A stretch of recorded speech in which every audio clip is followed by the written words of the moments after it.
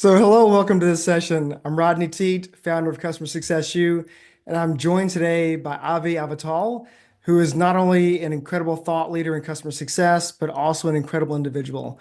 Avi has extensive experience in both driving customer engagement and accelerating time to value across a diverse range of industries and organizations.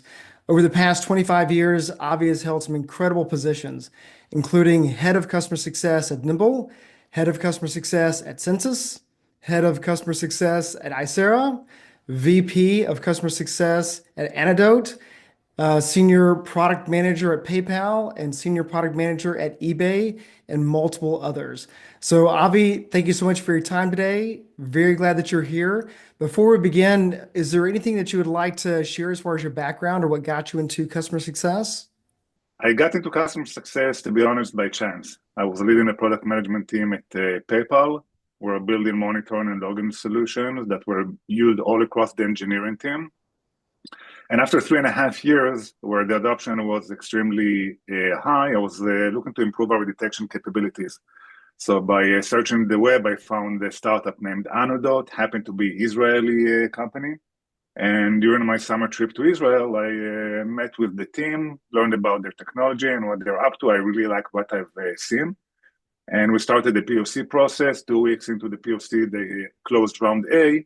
And David, the CEO, offered me to join them and lead their customer success organization.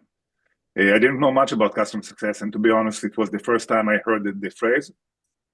But I was lucky enough to have some of the top thought leaders in my network. So I reached out to them, had conversation, learned about the space.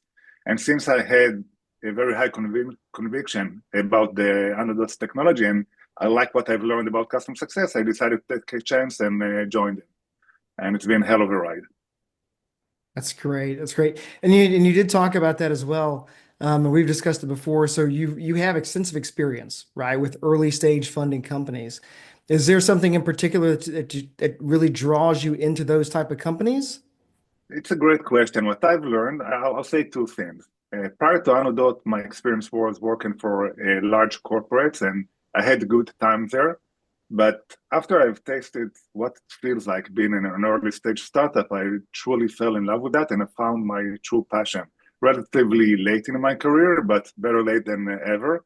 And I'm very hands-on myself. I like to learn. I consider myself a lifelong learner. So getting into early stage startups, learning the technology, learning the product, the type of engagement, everything is different. Now that I'm with Nimble, it's the first time I'm building and scaling customer success organization. So I do have the framework and playbook that I implement in each organization, but the actuality of that, it's different. There are so many different factors in the early days of a startup. There are so many gaps to fill. And CS by nature is,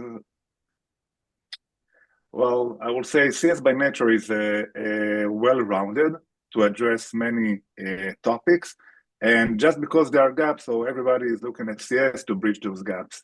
One of the things I've learned early on in my career, I'm kind of have this sentence that I carry with me, is every CS organization is bridging the gap between customer expectations and the reality of the product and services we provide. The latest services, it's something that I've had in the last couple of years. Because in the early days, and you need to remember, everything I'm going to talk about in this session is based on my own personal experience coming into an early stage, mostly technical products, and most of it even data products. And I've been working with the engineers and data engineers for the most part of my customer success journey. Hmm. So in the early days, the product is not super mature, right? I typically join when the company closed round A and they start building their leadership team. So I come in and there is pretty much void when it comes to customer success. Now, the truth is that there is no void in nature. So who's been doing all the CS activities? It's the founders, it's the sales team, it's the product, it's engineering. And then I come in and I learn the product technology, the type of engagement, even how the organization and the culture of the organization. And then I start to make my first few hire and build and scale from that. But there are so many gaps to fill. It can be product gaps, and it can be gaps that the sales team is overselling, or in some cases, the customers are coming with preconceived notion of what the technology can do, and those are our gaps.